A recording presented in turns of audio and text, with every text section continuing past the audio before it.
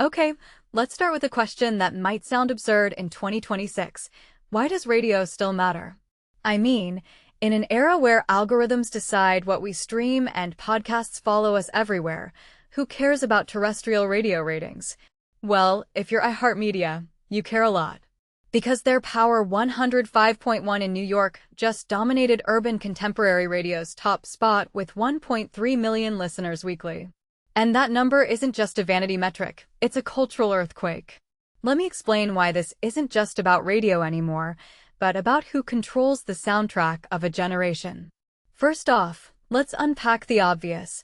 iHeartMedia isn't just winning, they're colonizing urban radio. 7 of the top 10 stations? That's not competition, that's a monopoly wearing headphones.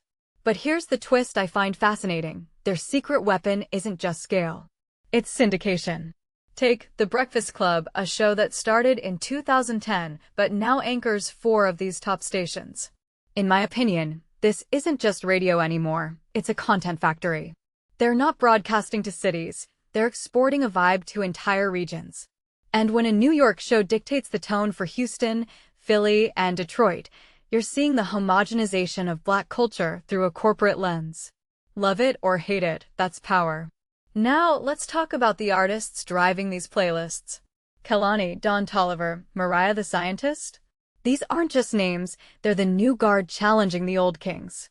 Drake and Cardi B still dominate, but here's what people overlook.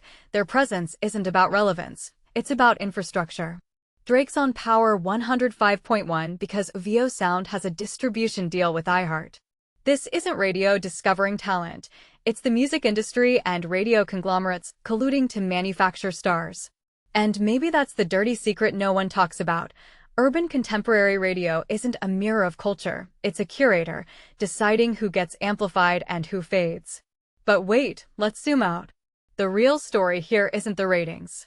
It's the personalities. Kurt, Big Boy Alexander in LA with his Marconi Awards? Charlemagne the God turning hot takes into a legacy? These guys aren't just DJs, they're cultural referees. And their longevity raises a question. Is urban radio clinging to familiar voices because they're safe, or because the chaos of new voices might fracture their audience? Personally, I think it's both. Stations like V103 in Atlanta have survived since 1976 by balancing nostalgia with enough novelty to stay fresh. But how long can they keep that tightrope walk? Let's dissect the numbers again, because they're hiding a paradox. KMEL in SF has Sanaa G, who's been there since 2003. WHCI in Chicago's Big Jam concert is a December institution. These stations aren't just playing hits, they're anchoring events. In an age of on-demand listening, why does a concert promoted by a radio station still matter?